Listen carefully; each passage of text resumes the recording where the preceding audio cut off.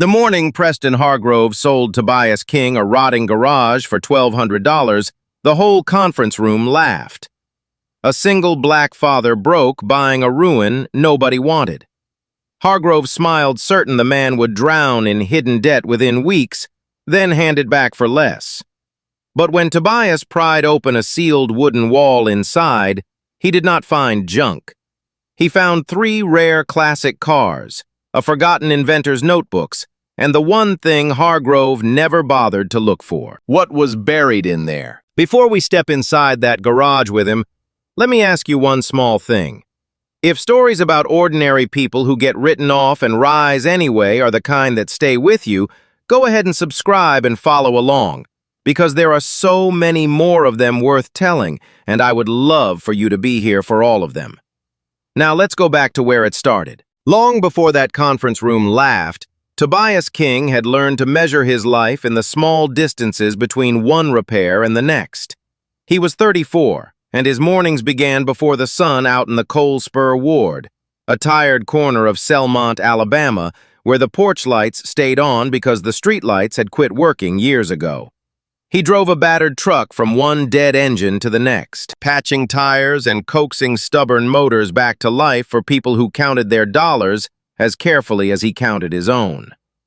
When the day ended, the night often brought tow jobs hauling wrecks off the shoulder of the highway, so the rent stayed paid and his daughter stayed in school. His reputation moved by word of mouth, the only advertising he could afford. People in the ward knew that if Tobias King put his hands on a car, it would run longer than it had any right to, and that he would never charge a man more than the man could bear. He kept an old coffee can of spare parts for anyone who could not pay, and had talked more than one teenager out of selling a stripped engine on a corner. It was a small life stretched thin at every seam, but it was an honest one. And honesty was very nearly the only inheritance he had left to pass along. That inheritance was meant for a girl named Selah, 8 years old, who carried a worn sketchbook the way other children carried a favorite toy. She drew every car her father touched, filling page after page with wheels and windshields and engines she did not yet understand but loved anyway. Since her mother's heart had failed 2 winters earlier, the girl had quietly become the center of everything Tobias did, the reason he took the late jobs and skipped his own dinner without ever saying so. Tobias carried a dream of his own that he rarely said aloud because saying it made the distance to it feel unbearable. He wanted a shop, a real one, where the young men of the ward could learn a trade instead of drifting toward the corners that swallowed so many of them. His own father, Calvin King, had taught him to rebuild his first engine in a gravel driveway, one patient hand guiding another, and that memory had stayed lit inside him long after Calvin was gone. But hospital bills, rent, and the ordinary weight of raising a child alone had buried the dream so deep that some days he forgot it was still down there at all. On the far side of Selmont, in a tower of glass and cold-conditioned air, sat Preston Hargrove, a man who ran a sprawling property business and spoke of neighborhoods like the Coal Spur Ward as stains waiting to be scrubbed off a map. His company was buying foreclosed and tax-delinquent land in bulk, whole blocks at a time, clearing ground for a gleaming commercial district he had already promised to his backers. Chief among those backers was Delford Ostrander, the lead investor whose money moved the machine and whose patience had worn thin as the acquisitions dragged and the costs kept climbing. To Hargrove, every property was a number on a spreadsheet, and Ostrander's impatience only sharpened the edge in him. That very morning before Tobias ever arrived, Ostrander had called to remind Hargrove that money was not patient, and neither was he. The commercial district existed only on paper and in glossy renderings, and every parcel that resisted acquisition was a crack in the promise Hargrove had made. So when a broke mechanic asked to buy one of his most troublesome parcels for almost nothing, Hargrove did not see a customer standing across the desk. He saw a way to make a liability quietly disappear. And if things went the way he expected, a way to buy it back cleaner and cheaper than before. The parcel in question was an old garage on Thistle Run that had once worn the name Pike's Motor Barn above its door. It had stood empty for 12 years, and from the street it looked like nothing worth a second glance. Broken glass, a rusted steel door, weeds grown to the knee. Not a single person from Hargrove's company had ever bothered to walk through it. On paper, it read as pure liability, weighed down by back taxes, cleanup costs, and a thick file of building code violations that made it seem far more trouble than it was worth, which was exactly why it had landed on a list of parcels to be quietly dumped. When Tobias heard the garage had been listed at a strangely low price, something woke in him that he had believed was dead for good. He emptied what little savings he had and borrowed small sums from a handful of loyal customers who trusted his hands more than they trusted any bank. Then, with a heaviness he could not put into words, he sold the wristwatch his father had left him, the last piece of Calvin he still owned. All of it together came to $1,200, and he carried that money into Hargrove's office the way a man carries something fragile that he is terrified to drop. Hargrove looked at him the way a man looks at a joke he has already heard. He knew precisely what the property carried: the delinquent taxes, the violations that could trigger a costly forced repair, and he offered none of it. Instead, he let Tobias believe the sale was clean and simple, and he slid a contract across the polished desk, written in plain, deliberate language. Sold as is. Contents included no inventory, no warranty. In Hargrove's mind, those words shielded only himself. A neat way to shove a poisoned parcel onto another man's back and walk away smiling, never once imagining they might work the other way. His plan was simple and entirely without mercy. He expected this broke, hopeful man to drown under the hidden debt within a few short weeks, and when that happened, the company would reclaim the land for even less than it had just fetched. To the staff clustered near the glass wall, he offered a remark he clearly found delightful: that a single father buying a garage was like buying a lottery ticket with his kids' lunch money. A few of them laughed on cue. Tobias signed anyway, because for the first time in longer than he could remember, something in this world belonged to him and to Selah. Hargrove signed with the ease of a man certain he had already won. But when Tobias stepped inside the garage and began sweeping away the dust of 12 forgotten years, the building started telling a story its former owner had left behind. At the very back, behind a wall of planks nailed shut long ago, in a space no outsider had entered in more than a decade, he found 3 low shapes sleeping beneath heavy gray tarps. His flashlight shook just slightly as he reached for the nearest one and drew the canvas back. The breath went out of him. Beneath the first tarp rested a 1971 Plymouth Barracuda, dulled by dust but unmistakable.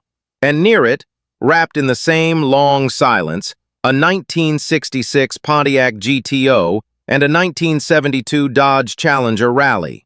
They were battered and neglected tires, flat chrome gone gray, yet they were real, and they were rare, and now they were his.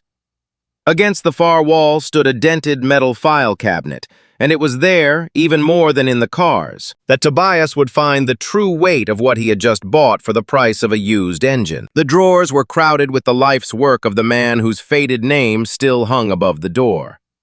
There were technical notebooks filled with careful handwriting, detailed engineering drawings folded and refolded until the creases had gone soft, and among them, a single document that had never been signed. An assignment that would have surrendered certain rights, but somehow never did. A few feet away, half covered by a stiff canvas sheet, stood the thing all those drawings pointed toward: a hand-built prototype of a hydraulic lift that Luther Pike had designed, and by every sign in that cabinet died before he could ever bring into the world. Tobias did not fully grasp what he was holding that first night, for he was a mechanic, not a lawyer. But he knew the difference between a machine built to sell and one built to solve a real problem, and Pike's lift was plainly the second kind, elegant and unfinished. Standing over it in the dark, he felt an odd kinship with a dead man who had simply run out of time before the world could see what his hands had made. For a long while, he only stood among all of it, understanding at last that this was no pile of junk, whatever Hargrove had called it. Yet the discovery came wrapped in a risk he could feel before he could name it, showing itself in the old penalty notices tucked into the paperwork in the tangled language of the deed, in the cold sense that the deal had never been as clean as he had been told. The decision in front of him was cruel in how simple it looked. If he sold the 3 cars, he could wipe out his debts, move Sela into a home with working heat, and give them both room to breathe for the first time in years.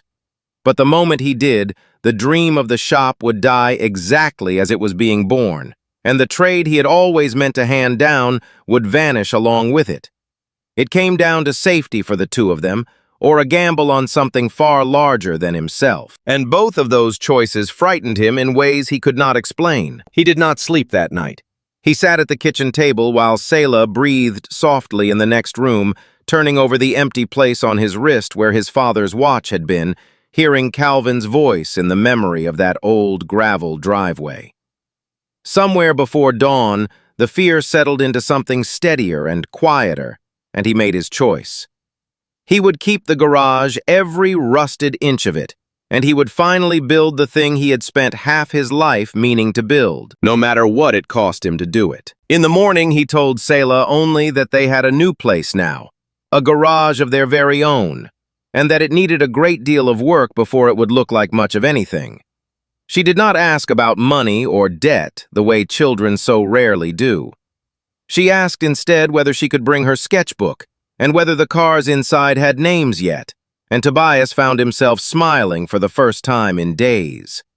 Her certainty that this was good, uncomplicated, and whole steadied him more than any plan or promise ever could. He gave the place a new name, King Line Motor Works, and painted the words himself across the sign where Pike's Motor Barn had long since worn away. Then he called Quincy Baird, an old friend who had spent years filming weddings and small-town events, and asked him to come document the rebuild of the first car, the Barracuda. Tobias was not only chasing a working engine anymore, he wanted proof, something the whole ward could see with its own eyes, that a man everyone had written off could take a trap and turn it into a foundation. Sela came to the garage after school that first week and walked slow circles around the Barracuda with her sketchbook already open. She announced that a car like this one clearly needed a name, and she settled on Thunder, writing it in careful letters beneath her drawing, while her father watched from across the bay. Bent over the page, humming to herself in the dust, and the last of the daylight, she looked entirely at home in the wreck of a place other men had abandoned. Watching her, Tobias understood something he would hold on to through everything that came after. Whatever this became, he was not building it for himself. He was building it for her. The first weeks inside King Line Motor Works taught Tobias that a dream and a building are two very different things. The roof leaked worse than he had guessed, dripping brown water across the bays whenever the sky turned, and the wiring was so old it sparked when he asked too much of it. The concrete floor had drunk decades of spilled oil and gave nothing back, and the penalty notices tucked into the paperwork kept multiplying in his mind, each one a small, cold weight. His money was nearly gone before the real work had even begun, and some mornings he stood in the doorway just breathing before he could make himself pick up a wrench. Because there was nowhere else for her to be, Sela came to the garage after school and set her homework on an old wooden bench near the light. She worked her way through spelling lists and long division, while her father worked his way through rust and ruin, the two of them keeping each other company in a place the rest of the city had forgotten.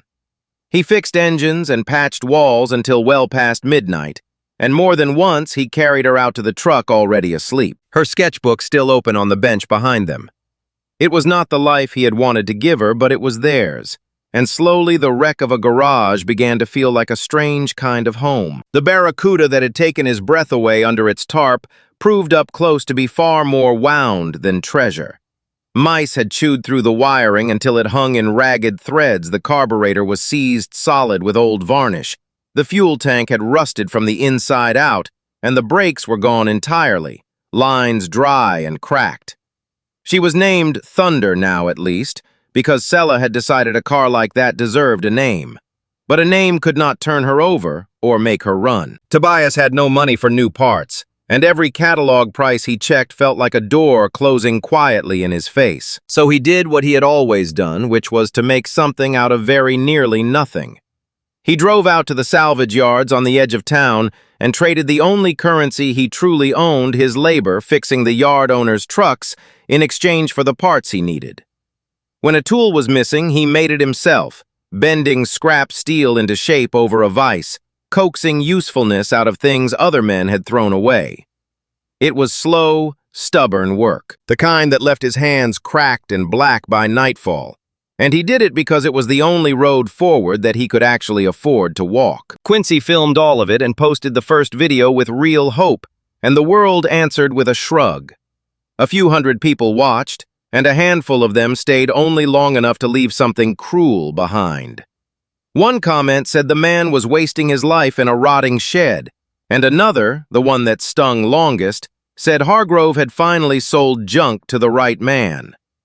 Tobias read them once and made himself stop, because he knew that if he let those voices in, they would take up room he needed for the work. He did not quit, though quitting whispered to him on the hardest nights. He had believed for as long as he could remember that every broken machine carried a story inside it, and that if a man was patient enough to listen, the machine would tell him how it had died and how it might live again. That belief was the closest thing he had to religion handed down from his father in a gravel driveway long ago, and it held him steady now when almost nothing else would. Thunder would speak. He told himself, if only he kept listening long enough to hear her. There was one evening in that stretch that he would carry for a long time after. Selah lost a front tooth at school and came home glowing about it, and that night she tucked it carefully under her pillow and told him the tooth fairy would surely come. He meant to remember truly he did, but he had worked until his eyes burned and his hands would not stop shaking, and in the morning the small tooth was still there beneath the pillow waiting. She never said a word of complaint, only looked at it and then at him with a child's quiet understanding, and something in that look cut deeper than any unpaid bill ever had. 3 weeks into the fight with Thunder, on a night when he had almost nothing left to give, the engine caught. It coughed, shuddered, and then roared to life in that hollow old garage like a sound rising up out of 12 buried years, and the walls seemed to throw it back at him twice as loud. Tobias stood frozen for a moment, hands still greasy on the fender, and then he was laughing and crying at once, and Selah came running from the bench to throw her arms around his waist. Quincy caught every second of it on his camera, the mechanic and his daughter holding each other beside a car that should have been dead, both of them shaking with something too big for the room. That video did what the first one never had. It spread from a few hundred views to many thousands, and then past that carried city to city by people who had never met the man but felt something honest in his face. Strangers wrote that they had watched it 3 times, that it had made them call their own fathers, that they were rooting for a garage they would never see. The very people who had once laughed now found themselves watching, and for the first time the name King Line Motor Works meant something outside the borders of the Coal Spur ward. Among those who saw it was Bevan Lyle, a wealthy collector down in Baton Rouge, who knew rare metal when it crossed his screen. He drove up to Selmont in person, walked slow circles around Thunder the way Selah once had, and then offered Tobias $210,000 for the car on the spot. It was a sum that could have erased every debt, moved them into a warm house, and filled a bank account against all the hungry years ahead. For a moment, the whole weight of his life tilted toward that number, and Bevan watched him with the easy patience of a man used to getting his way. Tobias turned him down. He told Bevan that this first car was not for sale, not at any price, because Thunder was no longer just a car. She was the proof, the living evidence that King Line could take what the world had thrown out and give it back better than new, and a man does not sell his proof. Instead, he made a counteroffer that surprised them both, promising to fully restore a 1970 Mercury Cyclone that Bevan had long wanted for a contract of $55,000. Bevan doubted him at first, but he had seen Thunder run with his own eyes, and in the end, he shook the greasy hand and agreed. That handshake changed the shape of everything. Tobias was no longer a poor man who had stumbled onto lucky metal in an abandoned building. He was becoming a name people sought out, and word of the Cyclone contract traveled the way the video had, drawing collectors and well-off clients from across the South until King Line carried a waiting list 3 months deep. He barely had time to understand it was happening before the work was stacked in front of him. More than one pair of hands could ever finish alone. So he did the thing he had dreamed of before he had any right to dream it. He hired 2 young people out of his own ward, Marcellus Tate, who had once dropped out of trade school because the money ran out, and Brianna Holt, whom shop after shop had turned away on the tired excuse that a woman had no place under a hood. He taught them the way Calvin had taught him, hands guiding hands, showing them how to pull an engine, how to read the sound a motor makes when it is suffering, how to check a frame for the damage that hides beneath fresh paint. More than the mechanics, he taught them to treat every customer with a decency the world had rarely shown either of them. And in doing so, he began building something far larger than a business. Across town, Preston Hargrove watched King Line rise with a growing knot in his chest. His first plan had failed completely, for the broke mechanic had not buckled under the hidden debt as expected, but had instead turned the poisoned parcel into the beating heart of the block, and the land around it was climbing in value by the week. A thriving independent shop was 2 problems at once for a man like Hargrove, both a stubborn holdout blocking his grand district and a prize now worth far more than the $1,200 it had fetched. His thinking shifted cold and deliberate away from letting Tobias fail and toward seizing what Tobias had built before the man grew too rooted and too beloved to touch. The attack, when it came, was quiet and clever.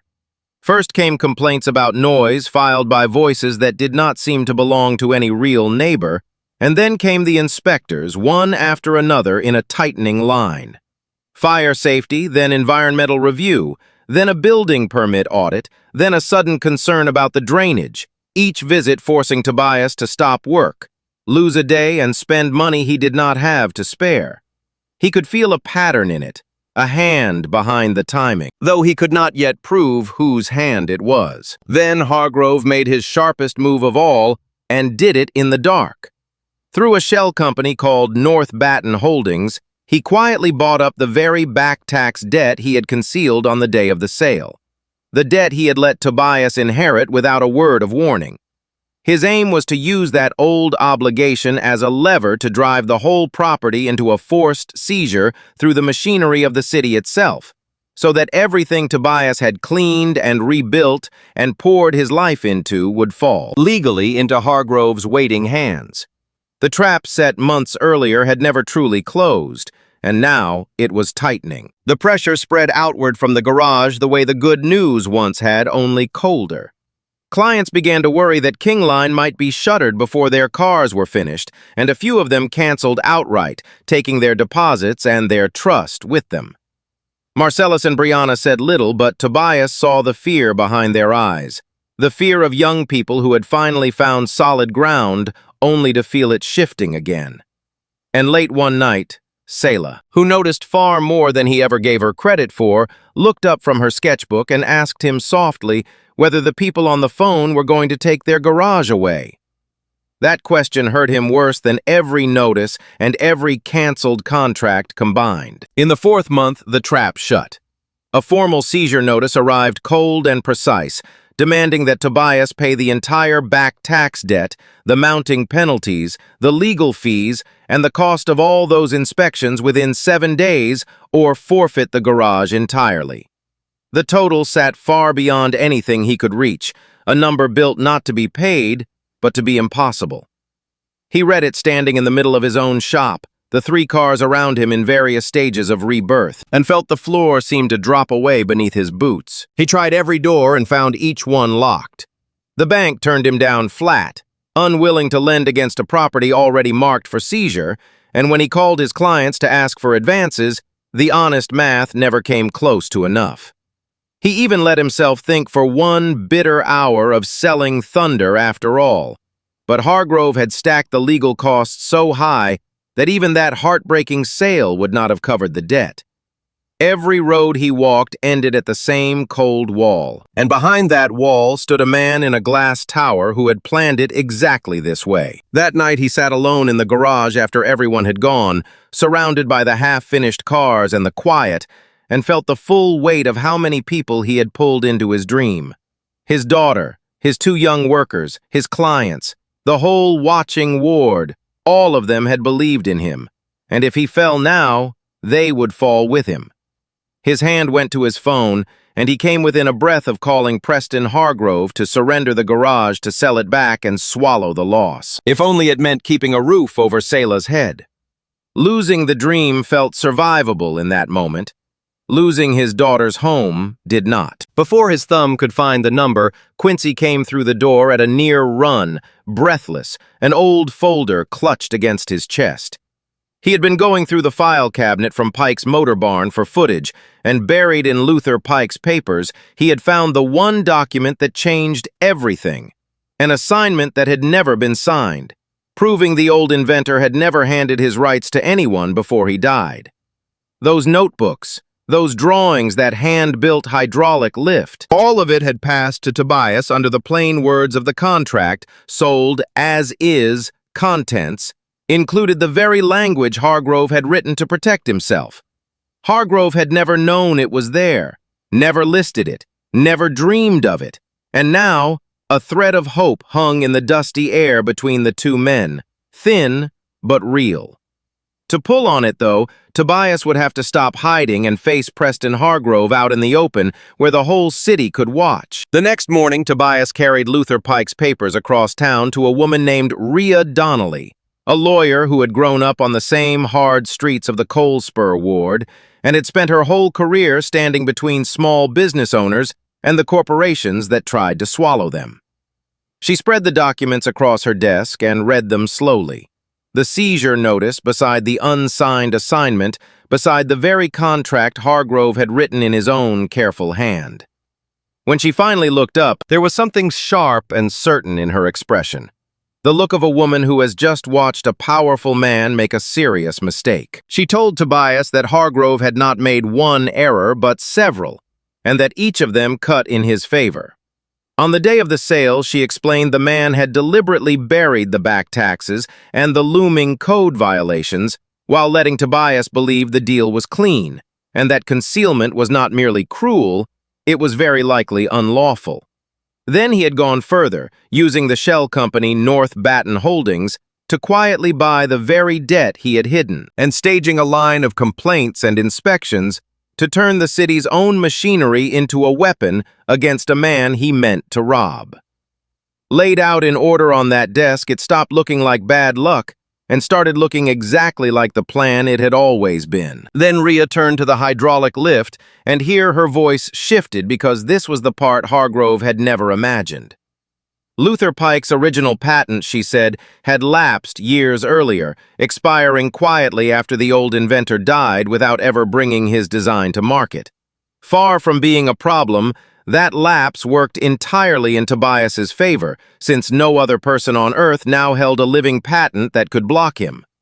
The prototype, the notebooks, and the drawings had lawfully become his under the plain words, contents included. And because the old design itself now belonged to no one, its real worth would live in the refinements he added to it, and in the fresh patents he was free to file on those improvements. What that meant, she told him plainly, was that Hargrove could never reclaim the lift, no matter how many attorneys he sent to try. But it also carried a sharper warning, because if Tobias stayed silent and let the garage fall to the seizure, all of it would be swept away together. The shop and the cars and the invention alike, straight into Hargrove's waiting hands. So her advice was the opposite of surrender. The fight would have to move along 2 separate roads at once, and he would need the courage to walk both if he wanted to keep the thing he had built. She explained those 2 roads carefully so that he would never confuse them. The city council held authority over what the city itself had done the abused inspections and the staged code orders, and there, in an open public hearing, that whole campaign of harassment could be dragged into the light and thrown out. The seizure and the concealment behind it, by contrast, belonged in a courtroom, and Rhea would move fast to stop it there while the hearing and the attention it drew forced an independent investigation into Hargrove Meridian and North Baton Holdings. Tobias listened to all of it, thought of Selah's small voice asking whether they would lose the garage, and decided that he was finished hiding. The hearing filled the council chamber to its walls. Preston Hargrove arrived with a row of attorneys and the easy confidence of a man who believed a poor mechanic could never stand against him in a room like this one. But Rhea rose with the documents in perfect order and laid them out piece by piece: the concealed tax debt, the shell company, the staged complaints that traced back to no real neighbor, and the bought obligation aimed like a loaded weapon at a forced seizure.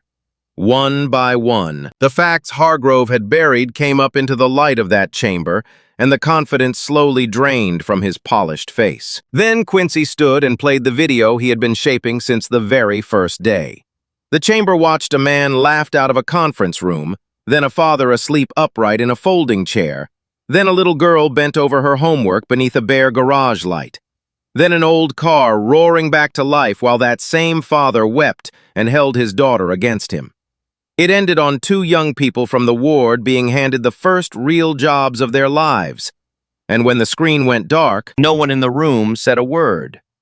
Hargrove was no longer a builder of cities in their eyes, but the man who had tried to crush all of that for the sake of pride and profit. The council acted within the limits of its own power, and those limits proved to matter.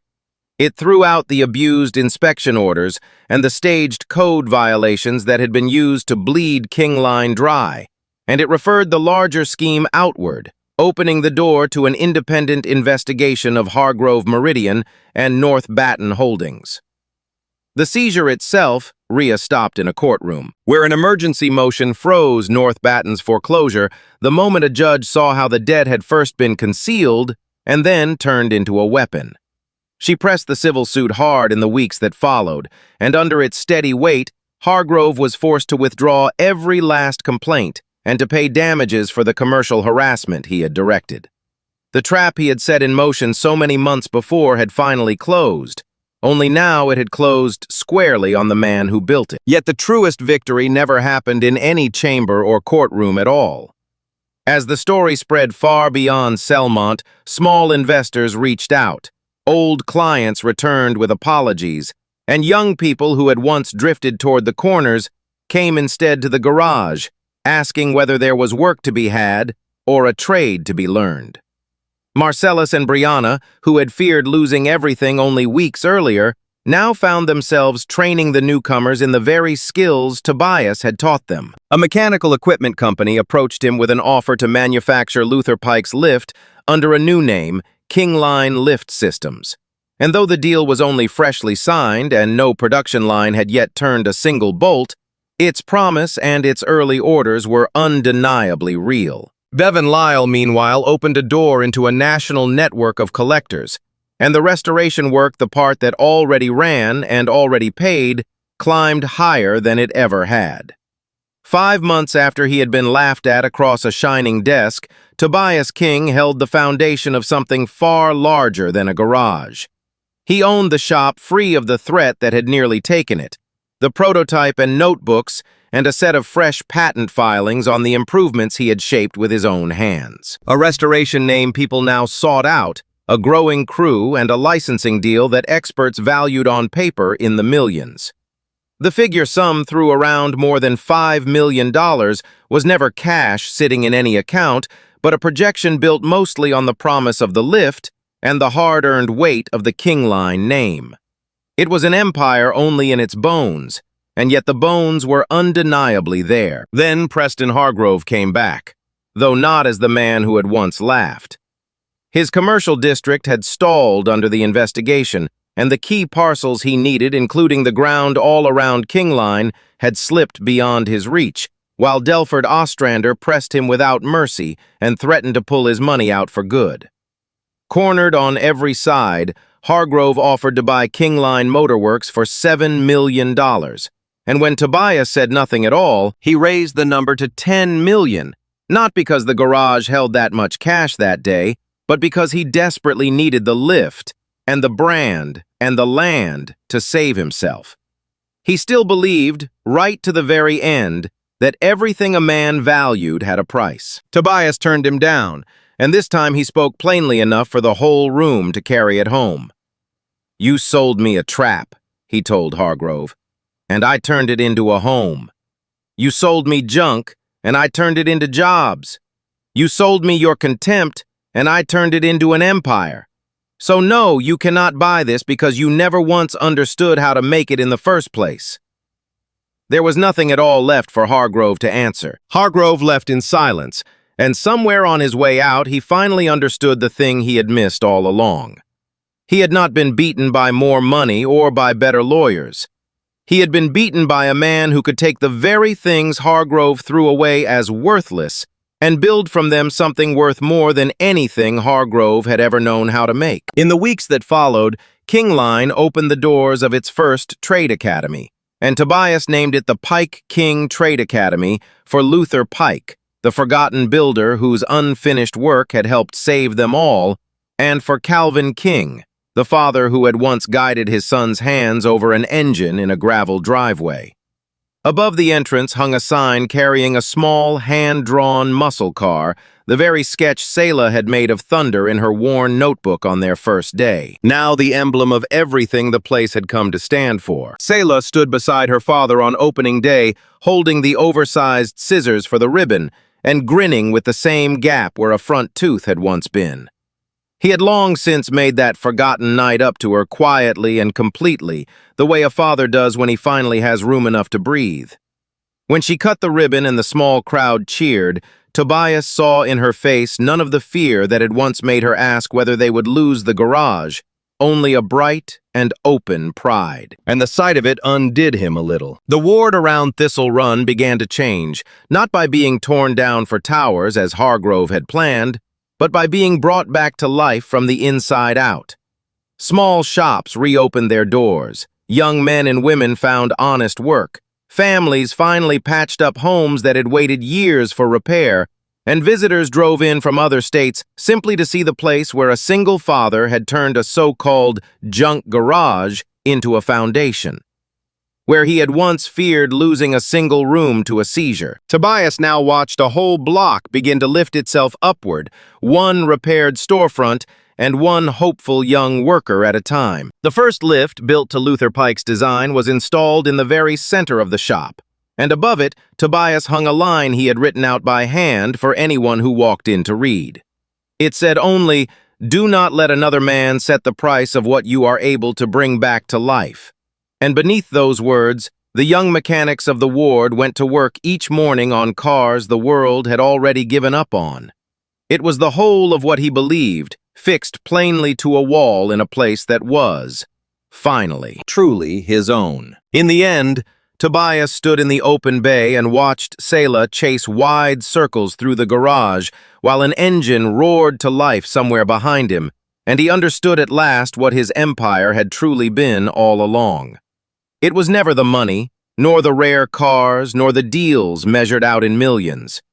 It was the thing he was leaving to his daughter, a name no longer tied to poverty and pity, but to belief and skill, and the stubborn refusal to ever be broken. Maybe that is the quiet lesson underneath all of it. The world will try to hand you its leftovers and swear that is the whole of what you are worth.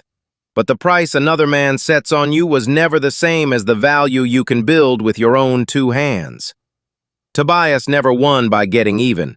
He won by getting to work by turning contempt into wages and a forgotten garage into a future for his daughter and his neighbors, answering the people who counted him out not with anger, but with the quiet, undeniable proof of what he could make.